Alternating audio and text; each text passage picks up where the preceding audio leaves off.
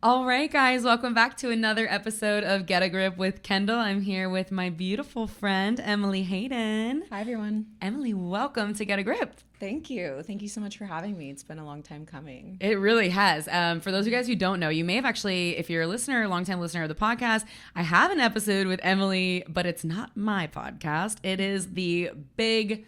I was going to say like the massive famous, I'm thinking 300 episodes is crazy. Yeah. Evolve with Emily podcast that I was on. Was it 2 years ago already? It was, or more. It's crazy. 2025. Time flies. Yeah. I'd have to look. 2023. Yeah. 2 Wow. So I was on your podcast and then I posted it on my podcast maybe like last year or something. Mm-hmm. So you may have heard a little bit about her story and us connecting. Emily and I's like connection goes way back. We may get into that again today, but we should. It's such a good really story. Cute. It's so cute and it's so full circle. It really is. Well, so I'm like, it's like when you have a couple and you're like, oh, who's gonna tell the story? Yes. Okay, so how about I told it last time? You tell it this time. I feel like I'll we have tell the different beginning parts. part. Okay, that's true. So when I was in college, and or maybe it was like when I was graduating high school, going into college, and I was actually like really in a weird space because I was wrestling competitively and then I was dealing with the eating disorder, but at the same time I really didn't have any like reference in front of me around like health and fitness. I didn't feel like, even though I was around professional athletes all the time, I think it was almost like an outlet to me, like looking online at like people who were bodybuilding and in that space. And that was really the era of like YouTube bodybuilder fitness influencer like explosion. And I found you and there were a couple of people like in your circle and there were like this group of girls. I was like, oh my gosh, these girls are so cute. Like I love them. And so I followed all of you guys and some of you guys I still obviously follow to this day. Yeah. And so I was like, I would like watch your stuff and I was like, oh, I learned like all about macros and bodybuilding. And I went through a little phase, right? And then later down the line, I think I literally like during my worst eating disorder times had to like unfollow all like very fitness focused people, and it had nothing to do with your page. Obviously it was like you put out such an amazing message and always so like empowering, but for me I found that I was using it in an unhealthy way and I was always comparing myself to, I was just in that frame of mind at the time. And so I was like, okay, I gotta be careful what I'm taking in input and how I'm working with this. So then like flash forward maybe 2021 or 2022, right? So, okay, so now your part. Yes, now is my time to shine. So then I, having been a professional bodybuilder, I'd always wanted to get into some sort of MMA, in some way. I tried out boxing a little bit. And then through a bunch of my friends who are, black belts in jiu-jitsu, I finally started jiu-jitsu and started really getting into it. But I realized that everyone that I was looking up to or that I knew in the sport was male. All dudes. Which is cool. I love them, they're great. But we love you guys. Yeah, but I wanted some female inspiration. I was like, well, who are the top females in the sport? So I literally just Googled like top female jiu-jitsu athletes. And I came across this really sweet, cute girl named Kendall. And I checked out her page and she's amazing.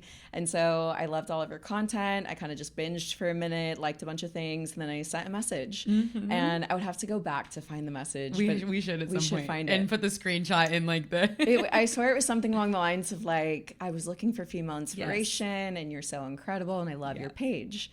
And then I was so shocked to get a response. And I'll ping it back to you.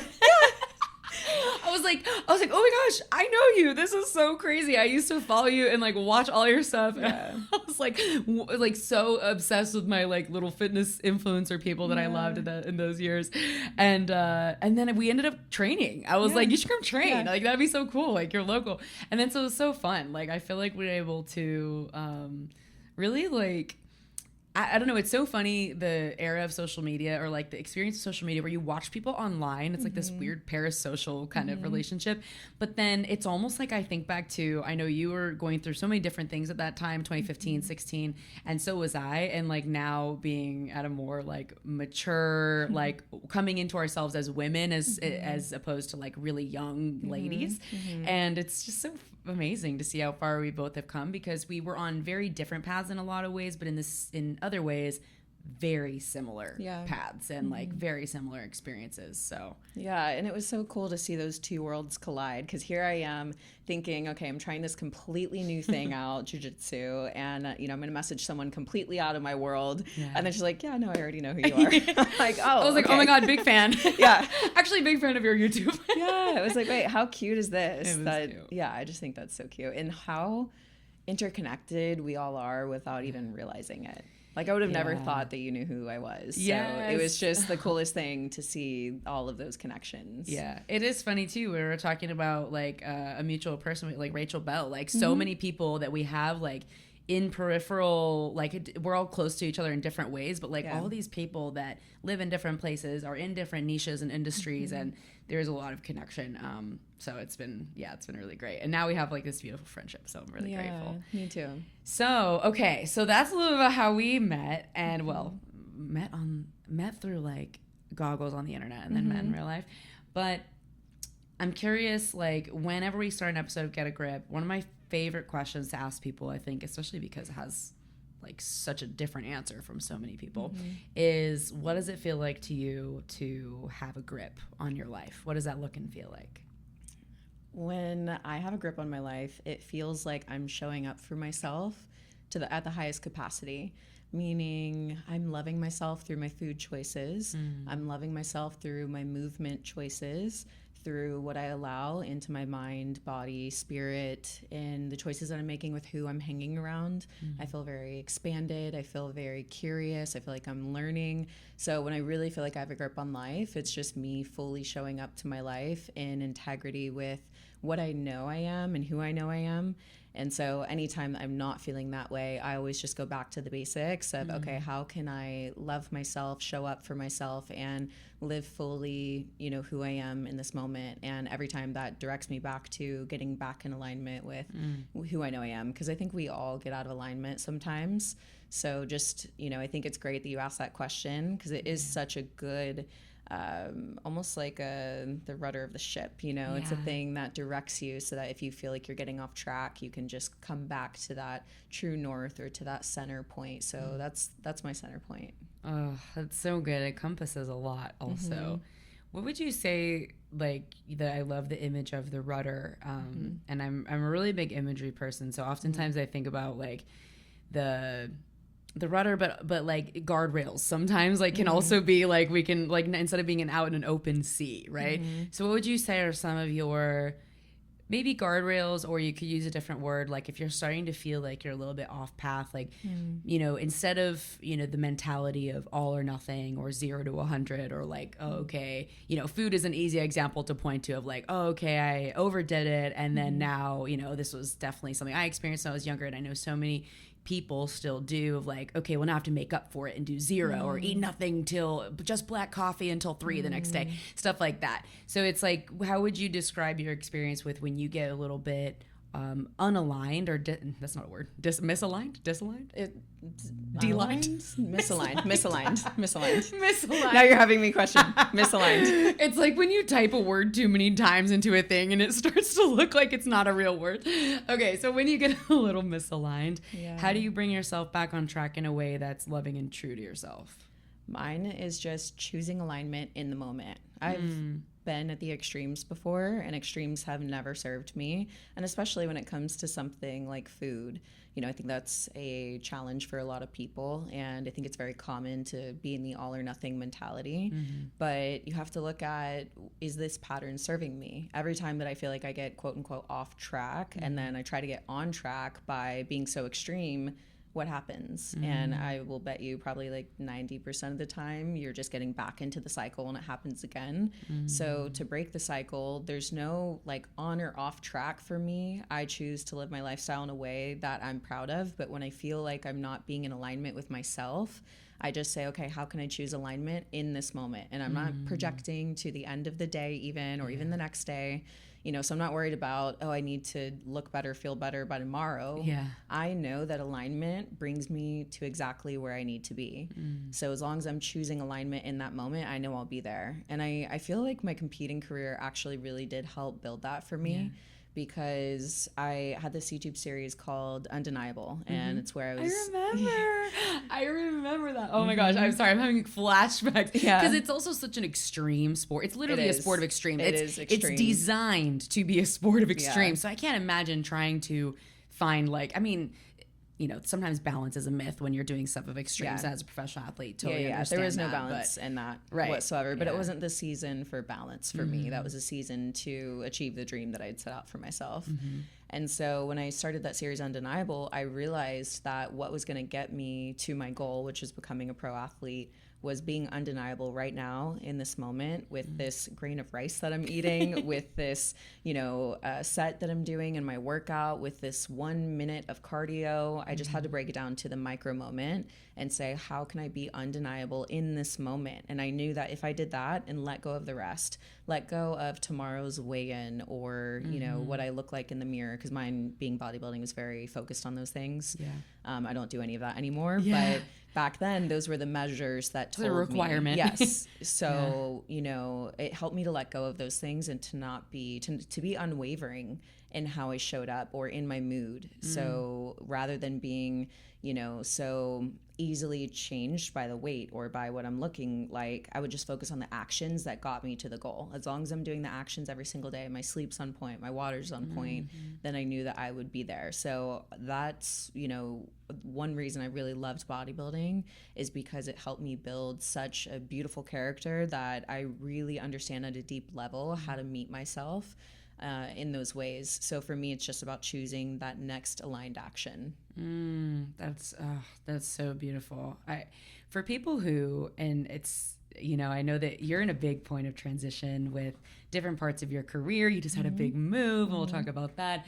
But for people who maybe haven't had the either extreme experiences in a sport, or maybe this just wasn't something they heard a lot growing up, or just hasn't been a big part of their journey, and they're hearing this and they're like, okay, aligned action, like what does that mean for me? I know we could break it down into certain tools, or do you think that it has to do more with the actions, or does it have to do more with knowing the vision of where you want to go and then determining the actions based on that? Or how would you help someone who's like, okay, I want to feel aligned, but I don't really know what to do when I feel bad? Yeah, I think knowing where you're going is really important. I knew what actions were aligned with my vision. And I think once you paint the vision of where you're going, it's very simple and very easy to see what you should and shouldn't be doing. The things are, I don't even like using shoulds, but the things that are aligned, the things that are not aligned with that vision, it becomes very clear. So I think getting really clear on that vision is definitely a first step. And then just reverse engineering, what would it look like to get there, reverse engineering that, and then creating for yourself, I just like to call them personal agreements of, really understanding at a deep level why this is your vision and why you're going after what it is that you want to achieve, because that's what will help you stay in alignment when you don't feel like you have the willpower to do it.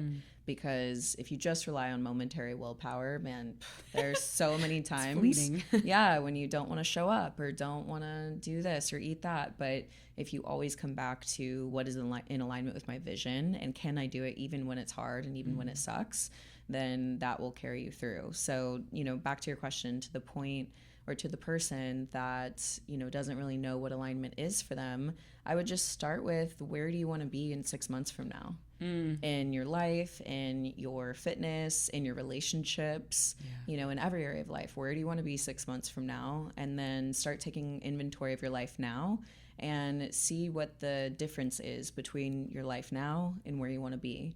And I've found a lot of people, they don't really struggle with what to do and what not to do. It's even like with nutrition. I know there's a lot of information out there, but it's really not that complicated. Eat whole nutrient dense foods, move your body well, make sure your step count is up. And if you are challenging yourself in the gym, and granted, and your hormones are in check and everything internally is aligned, then you're going to see the progress that you want to see. So I found it's usually not what to do versus what not to do. It's usually a little bit deeper than that, and really identifying what that vision is or what the path is for them. Man, that's so good. And it hits to the point of for me, this is a lot of what Get a Grip like comes down to is the vision and like how the story of how you got, and we'll dig deep into that too, but how we're designing our lives. Like we are the architect of our lives, right? Like what a beautiful opportunity that we get to design it. But I think the vision is sometimes for me, I guess, has felt like a big weight or a big responsibility because there sometimes becomes this question of, what if it's the wrong one? What if I change my mind? You know, and I'm almost like laughing or smiling because I'm like, now that I'm still very young, but even at 27, I feel like I've lived many lives, and I look back and I'm like, well, yeah, like you are, like for me, like you are going to change your mind, and there will be different parts of the vision. And like for me, there's nothing more like I've tried to set the fear aside of like, what if I'm on a path that it's supposed to be another path or whatever, and just realize that like there's no right or wrong path, because whatever path I'm on is leading me exactly where I need to go. And more than that, the beauty of being committed to being in your vision and working towards something that even if you change your mind later, right now you feel really strongly about, that makes you who you are. And that builds skills and muscles and different things that wherever you go next, it will benefit you. So what would you like, have you had, I know you've worked with maybe clients in the past who are trying to design their vision, or maybe for you in your own experience when you're like, okay, where am I going to go next? How, do I keep doing what I'm doing? Do I change course? Like, how would you describe that experience? Yeah, so I have this workshop called the Soul Path Clarity Workshop. And essentially it's a process that I've taken myself through in order to make really big life decisions. And this is actually what I did literally this last November at the end of this last year. And at that point in my life, I was living in San Diego, my favorite place that I've ever lived. I love it with my whole heart. So beautiful. And yet here I am so in love with this, you know, life that I have and this life that I've created and worked really hard for. But I, at the same time, was feeling a lot of stagnancy. And I could feel that there was something calling towards me. And I was really craving growth and expansion, really craving space to be able to pursue some creative pursuits as well.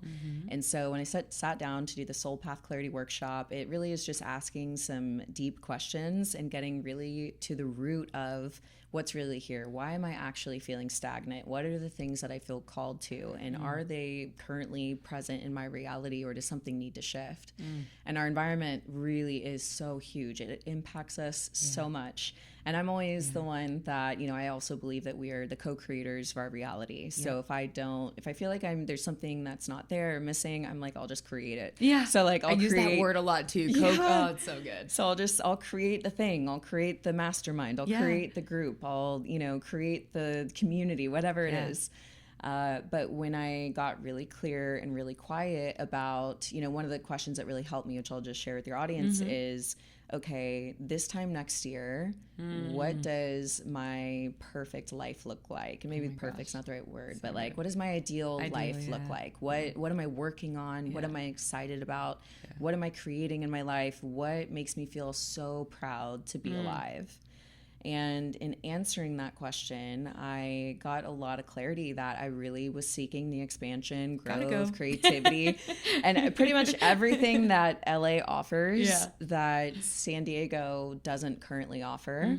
And I started laughing. I'm like, I literally had a whiteboard out. I like shut off from the whole world for the whole day. I looked like a crazy person with like, you know, all my notes, journaling everything out. And then I like got to the answer and I was laughing like a mad scientist because I was like, oh, it's so clear. I have to move. And I was like, okay. And then I had to come to terms with what that meant, because I genuinely love and still do San Diego so much. My favorite place to live. Too. Like you had really developed routines and community and friendships. Yeah, some really beautiful friendships and there. Jiu-jitsu. And jiu-jitsu. Yes. Shout out to Dom at OPG. We love Dom Bell around here, I guess. And so it was a really tough decision, but I say tough, it was emotionally tough. It wasn't tough to make, because I know that when we follow our heart and we follow what feels like alignment, that really beautiful things happen. Now, beautiful doesn't mean that it's always painless or struggle-free or challenge-free. It's gonna come with a challenge. It's gonna come with a struggle. Like, that's just life. But I want to be struggling in my alignment. I don't want to be struggling with something that's not aligned for me. And so that really helped me make that big shift from San Diego to LA. And I think it's really important to always have self-inquiry, really reflect and ask yourself those questions, because what you're saying of, you would fear not being on the right path. I think as long as we're always tuning in and listening, we will be told, shown, directed, guided when it's time to make a shift. Yeah. So as long as your heart is surrendered to that guidance and you're giving the space to listen and to receive that guidance, you'll get it when it's meant for you and not a moment before. Oh my gosh, you said so many good things. One of the things that really stuck out to me is I'd rather be struggling in my alignment rather than struggling in, I think, whatever you said, but something that's not for me, right? Yeah. Not on the right, not on the path that I meant to be in that moment.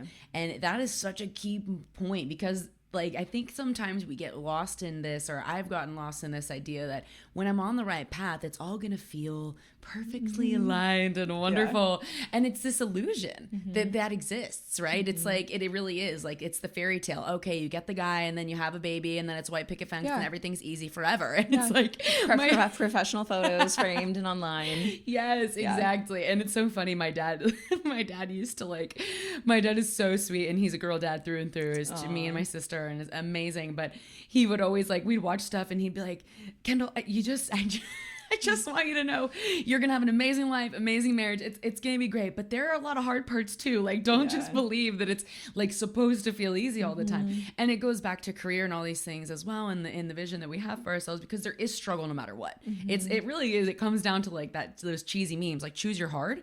Everything's hard. Choose which hard you want to be in, because there's no escape of struggle. So. Yeah, and be willing to let go. I think that's been a lesson for me over and over again. So I'll say, before the November thing where it was just so clear, I actually need to move to LA. It was in June that I emotionally processed letting go of San Diego, which I know probably sounds dramatic to some people. No, not to me. No, I get it. You get it? Yeah, I get it. It was when I moved away from Newport, I love being with Chris, and our big move was a big deal, and I knew that it needed to be me moving. He needs to be where he is, and I was I say happy to, there was sadness in it, but I knew in my heart I was happy to do it. But there was still a lot of sadness and grief. And even still, being back in Newport is actually really bittersweet. There's this deja vu where I'm walking around, and then there's a grief of this is short-lived. I'm here for a couple of weeks to help with the school move, and to, obviously I'm filming the podcasts and doing different things, but it's not forever. And there's a sadness with that. But I think there's a big lesson in that too. And it kind of maybe speaks to what you're talking about with San Diego, is it's okay, but there's a grief, but don't let the grief overwhelm the gratitude for it happening. Me being here right now, or you were just in San Diego with family, right? I was, yeah. So it's don't let the grief of it not lasting forever overwhelm enjoying the moment and being present in it. And also, we've talked about, nothing's permanent, we may find ourselves back in the places that, or somewhere better that we don't know about yet, being open to that and curious to that. Yeah. And I've had a lot of experience with grief, and the deeper that I've gone into that, the more that I realize is that grief is just another expression of love. And I'm a lover girl, and I love love, and I love that feeling. And so it's allowed me to accept that grief a little bit more, and to not be so scared of it, and to not push it away, but actually to see it as a really beautiful thing, because it just shows how much love was experienced in that location with that person, whatever it might look like to you. So it's really helped me to reshape that relationship to grief. Wow. That's really powerful. That's so good. It's funny, the topic of grief, because one of the other questions I ask a lot on the podcast that I'm wondering how you'll even pick one, because I know you have a lot, but I always ask, what was one of the darkest or most difficult periods or experiences that you think really shaped you and made you who you are and are still becoming? And I like that question a lot, because if you when you're listening to this, or after you're done listening to this, if you pull up Emily's Instagram or social media and you start researching and you look at her stuff, it's it's not that you don't talk about the real stuff, because you do actually way more than most people. But, life looks amazing. You're great. You're successful. You have all these great friends, and life's great. And, you're on this freaking crazy TV show, all of this stuff. Okay. And then it's but how did you get here? Because yes, there'll be more grief in the future, and it's never, we talked about healing too before the podcast, getting stuck in a perpetual healing cycle. So it's not that we want to stay stuck in it, but I think for people to hear a little bit about some of the things that made you, and reframing grief in that sense or hardship is super helpful. Yeah. So the hardest experience of my life was after 2 back-to-back abusive relationships, emotionally, psychologically, in many ways. And I found myself at the lowest point of my life. And in that lowest point in my life, I replayed my life. And when I saw my life like essentially flash before my eyes, I saw all of the pain, all of the hurt, all of the grief. And that's what I was choosing to see in my life experience. And it's interesting because now looking back with perspective, that's not the truth of my life. It's a truth. But if we were to show the flip side of that coin, it would be all the beautiful moments in life that I've gotten to experience as well. And because I was in such a low spot, my mind that was already very low and very negative vibrational state, it chose to see those things. And so in that moment, I didn't understand why, you know, even 'cause I've always had a relationship to God or higher power or source energy, however people relate to that. I've always had a relationship with something bigger than myself. So in that moment, I didn't understand why I was being allowed to experience pain at such a deep level. And it created even a rupture in that relationship because I was so upset. It's like I was so willing to do anything to just have a good life, to be happy, and to continue pouring into others like I've always loved to do. Did you feel betrayed, like by God or by... I Did it feel like betrayal or loneliness or? Yeah, I guess, or abandoned maybe, because I was like on my knees crying out. Devoted. Yeah, and I even like would hear people tell stories of when they would be in their hardest times and they reached out, you know, to God, and that God like showed up for them essentially. And there I was at my lowest moment, screaming, crying, begging, please, and it just felt like there was no response. Yet that's how it felt in the moment.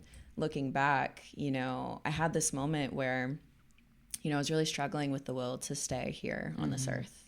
And in my self-inquiry, even in that moment, thank God I had that. I asked some deep questions of myself. And in those questions, that's what led me to say, okay, I'm going to go do those things first. And then that's what led me to, it's like this breadcrumb, right? That led me to all these things that led me to like healing and love and joy and just so many incredible moments that were beyond that hard moment.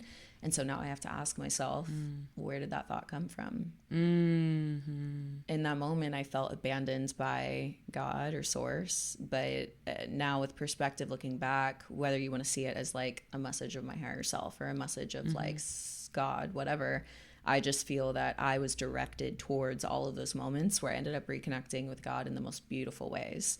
You know, I remember taking the camper van out into nature, and like the moment I got out into nature, I just felt the presence of God, felt the presence of something bigger than myself. And it just felt like coming home. And so, you know, I look back at that moment, I thought that it was breaking me. I thought that it was the end of my life, but really what it was doing is it was breaking me free of all the things that had such a hold on me that were squeezing the literal life out of me. And in the ability to just let go of all of that and to follow where I felt I was being led, the first thing was just out into nature. I reconnected with everything that I felt I was missing in those moments. So yeah, that's was definitely the lowest part of my life. And now I look back at it and I would literally not be the person that I am right now today. And I know that's like a little cliche to say, because in that moment, all you want is relief from that pain. But now I realize when going through life and I have other pain and struggles and things that present, I realize it's always teaching me. There's something here to learn, and pain doesn't have to turn into suffering. I think pain turns into suffering when you're not listening to the messages that are coming through for you, or the lessons, or when you're not having the courage to bring yourself back into alignment. You know, I think that pain becomes unnecessary suffering when we're unwilling to make the changes or unwilling to let go, or we're just not listening. I was gonna say make a new decision. Like make a new decision to change the cycle. Right. Gosh, like I know that you've spoken a lot about this on some of your own stuff. I'm sure you obviously like have a unique perspective on your own pain and suffering that I feel is, it shows not only like what I'm picking up is it's not only that you've been able to put it to use for yourself, but I know you've shared it in ways that has been so useful for others, and people listening to this right now as well, because I think back to, you know, my own like biggest times of pain and suffering, and so much of it feels so lonely. Like it really feels so lonely. And what's so fascinating to me about pain, and also, you know, thank you so much for sharing so much of that with us, because that's really, really intimate parts of your heart, you know.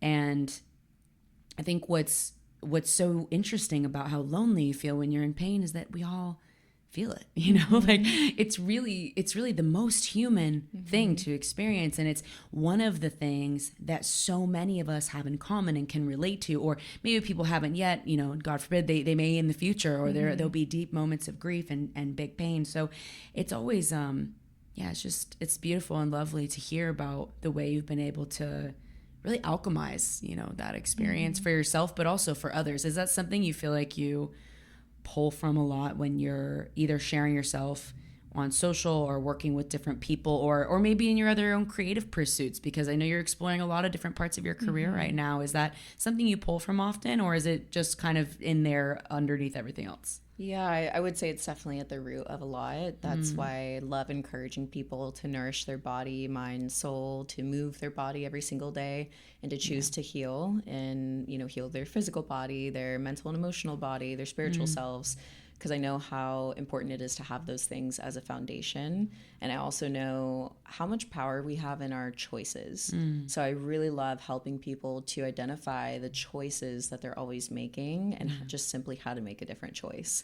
Because, you know, when I look back, I realized that I started making a whole new set of choices. And in doing that, I literally created a different experience for myself.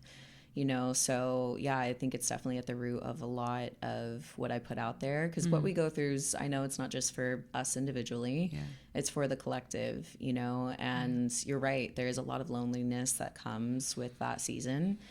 And from someone who did it, sometimes it can be self-inflicted loneliness. Like we isolate and we choose not to share. You know, something I really struggled with during that time was I actually wanted to tell people how I was actually doing and how I was actually feeling. But it's like everyone knew me as shiny and the positive person. And I am, but I was just really struggling in that moment. And there would be times where I was literally in rooms with people and I wanted to say something and I literally couldn't spit it out. I couldn't spit it out, and the door would shut and they'd leave, and I would just break down crying like that was your moment to like say what you were actually dealing with. You know, so I just always like to encourage people to just share with at least one person what you're actually going through. Don't sugarcoat it. Don't try to diminish it, but actually really open up and at least let one person know how you're actually doing. You know, I remember one of my friends like kind of laughing and be like, yeah, me too, bro. Like I've been there. I'm like, what? Yeah. He was like, yeah, I think we all go through that at least once. Yeah. You know, and he just not made light of it in a way where, you know, he's making light of the situation. But just normalizing it. Yes. Like, hey, it's okay, you know, and hey, what do you need and how can I support you kind of thing. So I just think sometimes we get stuck in our own heads of what it may seem like to others, or we don't even know the perfect words. You don't have to have the perfect words. Just open up and say something. Gosh, that's so, I was having like the images of the door shut and you missed your moment and feeling so, oh my gosh, I totally relate to that. I think especially the isolation is an interesting one that I find a lot of people, and you and I are similar in this capacity, where we're really good at performing and very good at bringing energy to a room of people, and that's a beautiful gift. But also, you know, when I'm in a state of isolation, I can do that and no one knows anything's going on. And then as soon as the door shuts, like you said, it's like a different person. And I think it's not to say that there's anything wrong or bad with us or at you or anyone listening who's had those experiences. But one, like you said, bringing some camaraderie to it, and just knowing that like you're not alone in that experience if you ever do go through that, number one. But number two, like because you're not alone in it and it's not that actually that unique, like we're not terminally unique. Like just bringing a little, like bringing a little light to that. Like we're not terminally unique. Yeah. And so it's okay to share and open up if that's what's going on with you. And you may be surprised, like you said, like at the response that you get from something like that. So yeah, I think that's the key, right? Is just realizing that we're all human and we all go through these things. So once you realize that, you know, and also if you ever see a friend that you can tell there's just a little something off, check in. Maybe just check in, you know, and because the truth is, had someone asked me directly eye to eye, I wouldn't have been able to hide. Yeah. Yeah. Gosh. Oh my gosh. So good. You know, it's funny is I was thinking about what you shared that you did last November, which is so powerful, by the way, and highly recommend if, thanks for sharing that. If anyone, and it's amazing timing because did you do anything special on 8/8 for the Lions? You know what? I was so tired that day. I was like, I guess I should do something.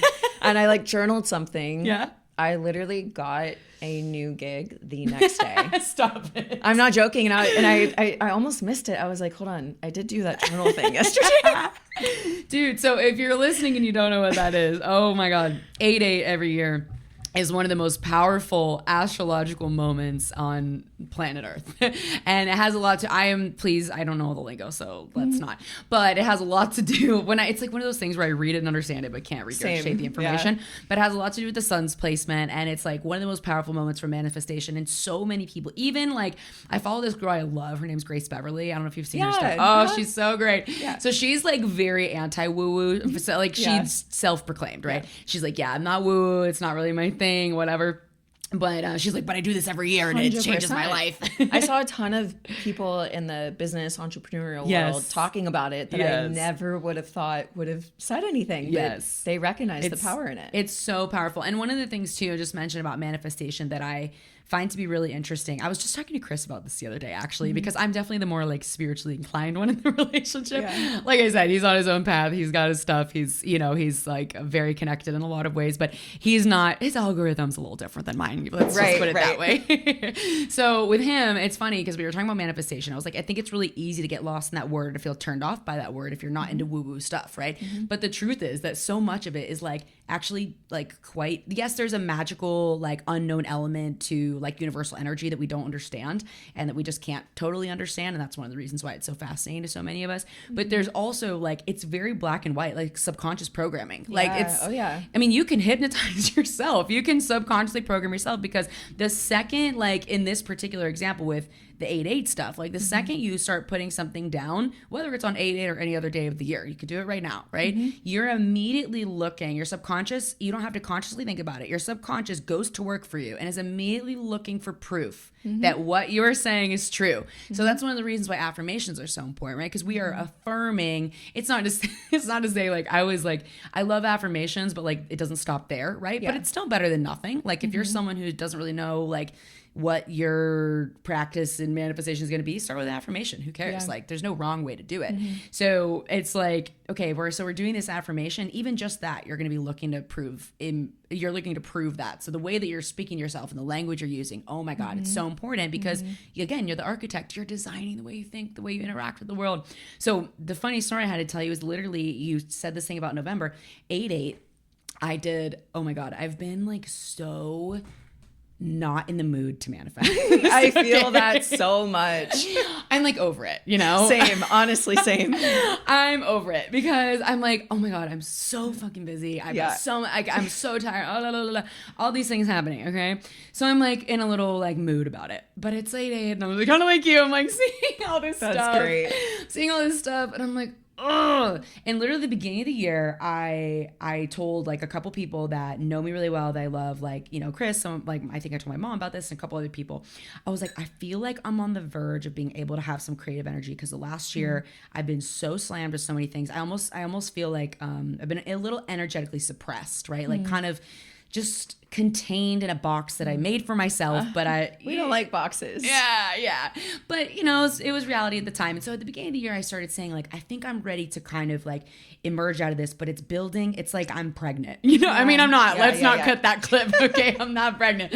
But it's like I'm pregnant with some sort of energy, and it's going to take some time for it to come to fruition. And I remember a therapist being like, Kendall, you don't need to birth the baby like before it's ready. And I'm like, okay, but I'm a rusher. Like I'm an urgent kind of a gal. So anyway, I've been waiting and waiting and waiting. And then finally, and I've been doing my work and doing the things and doing the journaling and the praying, even when I don't feel like doing it, because that's what it is sometimes. So then on 8/8, I'm like seeing all this stuff and I'm like, oh. So there's this nudge and I'm like, okay, I get this nudge. And I'm like, Kendall, just do it. And so I literally sat down. I went to the ocean. I like had to really sweeten the deal for myself. I was like, we're going to go to the ocean. We're going to put our phone on Do Not Disturb. It's going to be great.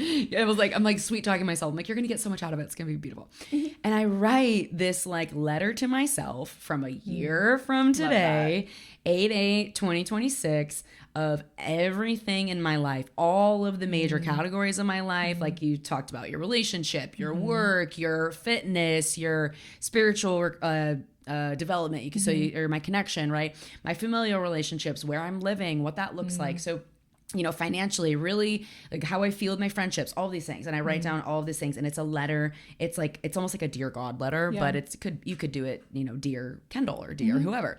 And you're talking to yourself. And I wrote this whole thing, and so very similar to what you did last November, and so much clarity came out of it. And of course it was very rewarding, even though I didn't feel like doing it. And I swear the next day I immediately had a major shift in one of my businesses that was, by the way, seemingly very inconvenient because I wasn't quote unquote ready for it emotionally and mentally at the time. But it was literally the exact thing I needed for what was written down in that manifestation. Wow. Like to start to develop. It's filling a new role in one of my companies, and obviously I won't share people's private details on here, but it's like very, very big. And it has a lot to do with what's going to happen in the next year. So I put up on this paper. And so in the next, like what's today? The 15th? Yeah. So in the last couple of days, every day, something has happened, little or big, that is like bringing this vision to life. Wow. Isn't that crazy? It is wild. Yeah. And I love that you made it a whole, like that you romanticized it. You went to the ocean. That's normally what I would do. Yeah. I think I was literally like upside down on the couch and I was like, and I like just journaled a few lines. Yeah. But it's whatever you can. Like that's the thing. It doesn't have to be perfect. Yeah. Like and I just will say for anyone who like, whether it's that category or exercise, or there's so many, like doing a 2-minute version of whatever it is way better than doing 0 because you couldn't make yourself do the hour. 100%. Whether it's working out, prayer, meditation, manifestation, calling someone and expressing your gratitude, like whatever it is, like the 2 minutes counts. And look at what just happened to you. Yeah, right? Honestly, it was huge. Yeah. Oh my gosh. It is crazy thinking about manifestation too, because I feel like our world, and we were just talking about like different regions of the US to live in, and how like the spiritual community like can sometimes get a little out of hand. And it's funny with manifestation because I almost feel like I used to love it, and then I let my disdain for the spiritual overwhelm of Instagram kind of tarnish it for me. Like, how have you found your path lately with your own practices while managing? Because I know you've had a lot of people in your circle too that are very, very strong in that kind of I don't know the right word, brand of things. It really seems like it, kind of like a brand. You know, spirituality and even religion and whatnot, I think definitely has become a brand in some sense for a lot of people. Yeah. And so where I found myself in my own experience is, you know, I went through a really deep healing process, and I really had to go from, you know, the lowest moment of my life to literally recreating my life and being in a place where I felt embodied and safe and secure and empowered and beautiful and feminine. Yeah. It took a lot of inner work. Yeah. But what I really realized now is that, at least in my experience and opinion, I don't think that we're meant to set up camp there in the work and in the spirituality and in all the things as like our entire lives. Yes. I really believe that we're all such unique individuals. We have so much to offer. And I really believe that we're co-creators in this world.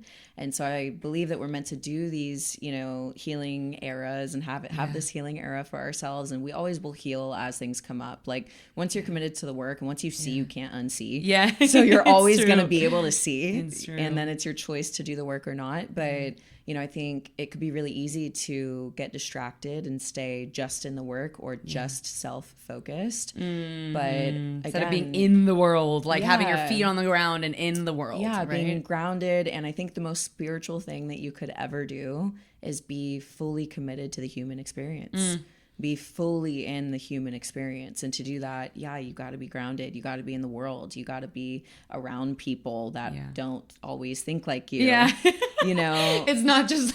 I'm just laughing because I saw this meme about therapy speak, and it's like all of a sudden everyone's like, "Oh, that's a boundary," and it's okay. But living in the world means you don't just cut off anything you don't like. Like, I'm sorry, but that's just actually I'm not sorry, but like that's really like it is so funny. I think about like family. Like I have a pretty forward-thinking family, right? They're all pretty like in the work of their own stuff, and I've laughed about it. Like we're still messy. Yeah. Like I'm not gonna cut off, and I hope my family member doesn't do it to me because I have a misstep or because I have a behavior that it's not their favorite thing. It doesn't mean that it's different. I'm not saying like there's never needing to be space between people. Totally get it, and that's fine. But I feel like it's on a little over the top with the like, no, it's very it's pretty isolating. The selfish focus of like, no, it's all about me and like my healing and my thing, and you're inconveniencing it, and so like you gotta go.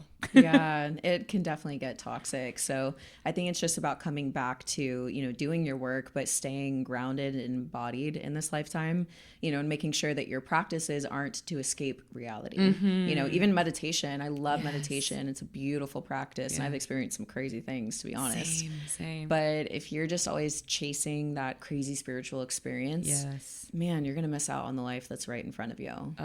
Man. Sorry. Life is just so short. And I know that, regardless if, when I used to say that, I used to say that from the perspective of, I've lost a lot of people before they ever turned 35. But then I heard this woman speak, and she was in her 90s, and she said, it goes so quick. Life is so short. And so I realized whether you live 30 years or you live 100 years, life is short. So don't let it pass you by. Don't sit there trying to escape it. Actually experience it, so that when you get to the end of your life, regardless of when that is, you have so many beautiful experiences that you're taking with you. Oh my gosh, so good. And I think, I was thinking about what you said about meditation, because I've had a lot of spiritual experiences too. And I think a good place for us to kind of send you guys off thinking about this, if you're someone who's into this, meditative practices. I think I shared with you before, and we've talked about Joe Dispenza. Like I've been to Joe Dispenza's. Love him. You haven't gone yet, have you? I haven't. Oh, we need to go. I'm due for another. I'll still send my clients his, it's like this, listen to this every morning to reprogram your subconscious mind. And it's just one of his speeches kind of, but oh my gosh, anytime I feel like I'm in a rut or I'm out of alignment a little bit, I start listening to that. All of a sudden I'll start doing things differently. I'll take, the different route to the gym, and I notice, oh, my brain is turning on again. Yes. I went unconscious for a little bit, and now my brain is active, alive. I'm here in this reality and being very conscious and intentional. So sidebar, love. No, Joe. That's such a good nugget though. That's such a good nugget, because sometimes you just do one tiny thing differently and your brain, it is. Take a different way to the gym, put your shoes on a different order, and your sock, like it changes your brain when we do this stuff. We can nerd on that forever, but like rewiring the brain is a whole other thing. But yeah, with Joe, like I've gone to a few retreats. I'm due for another one. Actually, it's been a while, but that's one thing that I found really powerful when I was there is I had some pretty crazy spiritual experiences. He has a very strict rule about like completely sober, no mushrooms, no this, no that, which I really love, because a lot of times in those spaces that can get commingled. And I'm not saying people don't have, their own good stuff going on, but for me, like I like being in a space where it's like we all are on the same page, on the same planet here. And plus I found for myself, I don't it's need not needed. I can go off to Mars on my own. I really, really can. And so anyway, so we have these crazy spiritual experiences, and not everyone is able to tap into it on their first one, and they have to practice whatever. But he also makes it very clear, like chasing that is not the end all be all. It may be a side effect of doing some of this work, and it's a beautiful thing to have the experience so that you can it opens your vision and you're like, whoa, okay, this also exists, or, you know, meet a different part of yourself. But we are meant to live on the ground here in the 3D world, in these bodies. And also, like, there's a lot of work to do here. And I remember my therapist telling me that as well, because there was a period I went through where I was super into like chasing those kind of experiences through meditation. And it almost felt very overwhelming, where I had this like kind of existential, like, what's the point? Totally. I mean, which to be fair, I can go into it at any given moment. Totally. It doesn't take much. What's the point? And why am I here? And we're in a floating rock in the universe, whatever. Yeah. But it really... That's me with rules. When rules come up, I'm like, don't tell me to listen to the rules. Like, we are literally floating on a rock in the middle of the, you know? It's true. And so I remember her saying, like, look, don't worry about that space so much. If you have these cool experiences, that's great. But there's a lot of work to do here. You were born, like, your mother gave, like, you know, think about that visceral, grounded experience. Your mother gave birth to a live human in flesh, and you're meant to be on this planet doing your work here. And it's a beautiful thing to be able to access different parts of yourself, but like, this is where we are. And like, use those moments to fuel the work that you're here to do. You know, those moments are incredible. They can help guide you and shape you and show your vision to you, but then use what you've gained in those moments to go and build and create and add to this world. We're in such a, you know, energy of consumption. We're consuming online, we're consuming excess food and media and all the things. But what are you creating? What are you giving back? We're meant to live this reciprocal life here on earth. So really think about, what can I give? And sometimes that means that you need to build skills and you need to go learn and be a student, you know? So just really allowing those moments to fuel your co-creation. I love it. I love it. All right. Well, as much as I could keep talking on and on about, I was like, oh my God, my brain's going into like the pharmacy. Like Joe talks about the pharmacy of the brain. It's so many things. You literally have everything within. You just need to access it. You've got all the things. You've got to learn how to turn certain things on. But so many things. We'll have to do a part 2. But before I let you go, I wanted to just give the listeners a moment to hear, like, where should they be finding you? Where are you putting stuff out? What have you got coming up and going on? And where should we be watching the world of Emily? Yeah, right now I'm posting on my Instagram. It's just my name, Emily Hayden, Hayden. Like you said, I have a podcast, Evolve with Emily. I recorded my last episode, which it wasn't the last one when I recorded it, so it wasn't this dramatic thing. I just kind of stopped after that last April, but there's 300 something episodes that are really life-giving. You know, I really put a lot of intention into that. So those live forever, which I think is beautiful. They can feed your life even right now today. But as far as like the act where I'm active right now, it's just my Instagram and mostly my stories. Do you have any retreats and stuff coming up? I know you do so many events. And I had my last retreat this last May in Costa Rica. Cool. I don't have any coming up right now. I actually am focusing on some creative pursuits. I know. I can't wait till we can talk more about it publicly, but very exciting stuff coming. Yeah, so just doing that behind the scenes. No more game shows right now? Are we doing any more TV shows? No, not right now. Done with those right now. That was so fun to watch. It was so fun. So cool. I loved them. So honestly, though, if the one in Russia calls me back, I will go back in a heartbeat. That one was sick. Awesome. But right now, no, just focusing on my like little projects, secret projects, while I'm, you know, working and choosing to show up in my community and in the world with, you know, the embodiment of all the healing that I did. Oh, amazing. Well, thank you so much for sharing so deeply and honestly and intimately with us. I know that brings a lot of value to everyone listening, and even just me, I'm just like, I'm soaking it up. Like, I've missed you. We haven't been able to spend so much time lately. This is actually why I love podcasts, because it creates a space for deep, meaningful connection. And you know, how often do you get with people and no one's on their phones? You get to just really connect. So I appreciate the space for this, and your listeners are lucky to have you because you are truly such a gem in your space, but also just in this space of the current planet that we're all on together. Thank you. Thank you. I love you. Thank you for being here. And we'll see you guys in the next one. Make sure you follow Emily, check in with all the things, and we'll see you soon.